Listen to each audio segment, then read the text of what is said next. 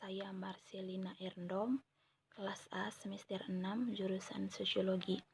Dalam video kali ini saya ingin mencoba memberikan masukan berupa analisis serta kesimpulan dari berbagai masalah yang terjadi sekarang selama adanya COVID-19, yang dimana dilihat dari segi politik kenegaraan, COVID-19 serta adanya korupsi.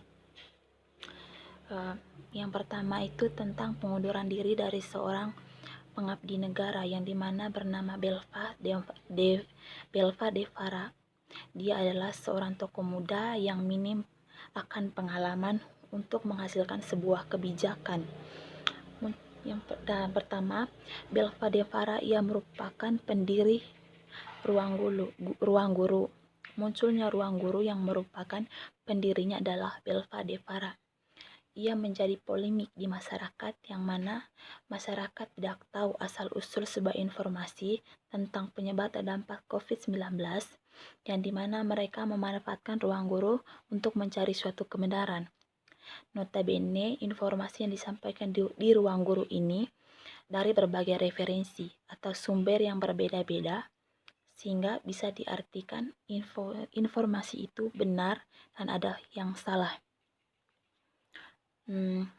Kita selaku masyarakat atau politikus, baik politikus serta pihak-pihak lain yang mempersalahkan atau menyudutkan program Ruang Guru sebagai konsumsi politik, kita sebaiknya melihat kembali ke belakang bagaimana visi misinya serta keberhasilan dari Ruang Guru ini, sehingga pemerintah menghargai ide super cemerlang itu untuk menjadi pengabdi negara dan kemajuan dalam pendidikan Indonesia. Berbagai kebijakan, yang pertama itu kebijakan pemerintah pusat yang turunnya mulai dari gubernur, bupati, para wali kota, termasuk menteri, terkait memangkas anggaran untuk mengatasi penyebaran COVID-19 dan membantu masyarakat yang terkena dampak COVID-19 melalui berbagai program, yang pertama BLT dan serta padat karya tunai atau PKT, yang merupakan perubahan. Adapun perubahan anggaran, ada dua hal yang perlu dicermati, yang perlu kita lihat dari dampak positif, yaitu dalam hal ini masyarakat menerima berbagai sumbangan seperti menerima BLT dengan berbagai persyaratan. Dalam hal ini berbagai dampak, tapi lebih pada dampak negatif.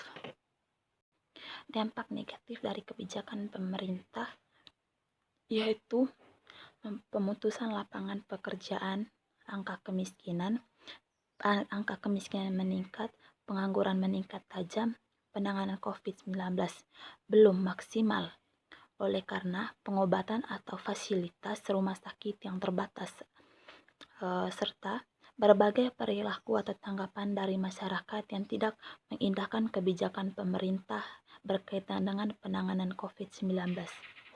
Meningkatnya harga di pasar serta kebutuhan yang melonjak naik, sementara BLT yang diberikan pemerintah tidak seimbang.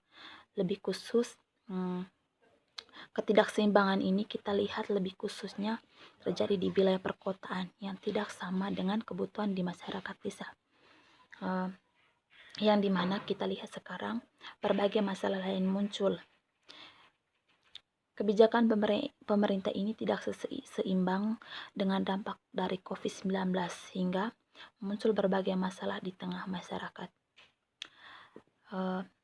Adanya korupsi selama adanya COVID ini dengan alasan sebuah kebutuhan. Ada yang dengan alasan sebuah kebutuhan, karena segala ruang aktivitasnya dibatasi sehingga dia tidak bisa mencari suatu pekerjaan atau mendapatkan uang, sehingga adanya korupsi. Korupsi ini karena beberapa alasan, yang mana pemberlakuan kebijakan pemerintah yang merata tapi tidak melihat penyebaran COVID-19 yang terdampak langsung. Adapun contohnya, beda wilayah Jawa dan kota-kota besar lain yang di luar Jawa, penyebaran berbeda berbeda dan akibat yang ditimbulkan juga jauh berbeda, sehingga daerah yang tidak terdampak COVID-19 pun ikut diuntungkan. Dari semua ini kita bisa menyimpulkan beberapa bulan ke depan Indonesia akan mengalami berbagai masalah, yang dimana peningkatan angka pengangguran, kemiskinan, serta berbagai masalah yang kita lihat sekarang di berbagai media, yang semenjak adanya COVID-19 berbagai masalah lain juga muncul, adanya pencurian, perampokan di mana-mana, serta adanya meninggal bukan karena COVID tapi melainkan karena kelaparan. Hal ini menimbulkan beberapa bulan kemudian, yang pasti kalau COVID ini masih akan terjadi, yang jelas peningkatan kemiskinan akan semakin meningkat. Dengan sendirinya laju pertumbuhan tidak meningkat, malahan akan turun di bawah target yang telah direncanakan negara Indonesia sebelumnya. Pemerintah,